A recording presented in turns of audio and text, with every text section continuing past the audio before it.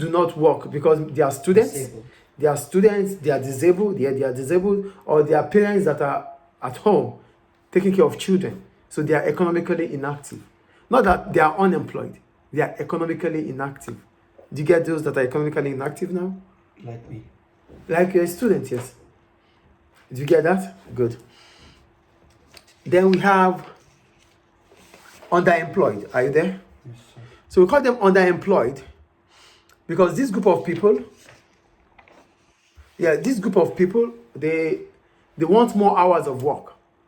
Hours of labor. Yeah, more hours of work. They are they are underemployed. So maybe I am working 7 hours and I need more like 6 or 8 hours. So I'm underemployed because I still have some spare hours. I need to be occupied. There's occupation, which is occupation is any productive activity which a person engage himself permanently to save his productivity time. So I want to save my productivity time. So because I still have some productive time that is not used, that means I'm underemployed. Do you understand underemployed there? Yeah. Then in summary, we have population of the working age. It's between 16 to 65. So this comprises those that are economically active and those that are economically inactive. We call them the working population. Either they are economically active or economically inactive. Then we have the labor force. For the labor force, those are employed plus ILO unemployed. Do you get what the labor force is here? Mm-hmm. The labor force are probably, we can see them as economically active anyway. So these are those that are employed plus ILO unemployed. Because there are some people that are not willing to work. That is voluntary unemployment. Do you understand? Yes. So according to ILO, we call the labor force definition is the numbers of employed plus numbers of unemployed. The numbers of ILO unemployed. So it has to be ILO unemployed based on the fact that you have to meet that category. Constant. Yeah, you have to meet up with that category before we consider you as unemployed. Some people will not even look for a job.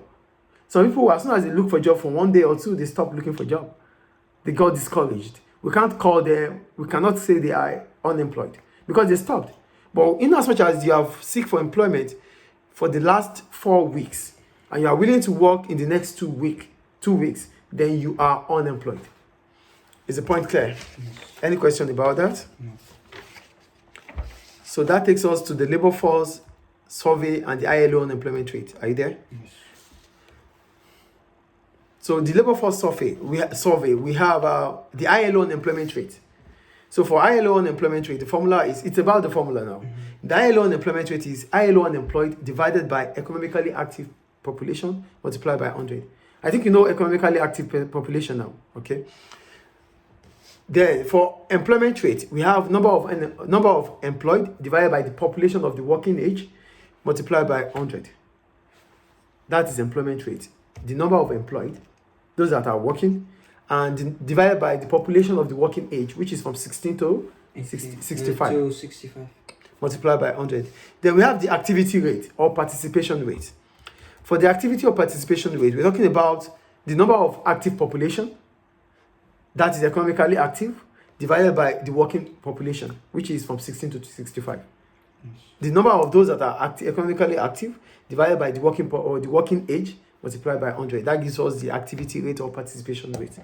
And the last one is the inactivity rate, which is the number of those population that are inactive, students, disabled, parents that take care of the children, divided by the working age population, which is from 16 to 65, multiplied by 100.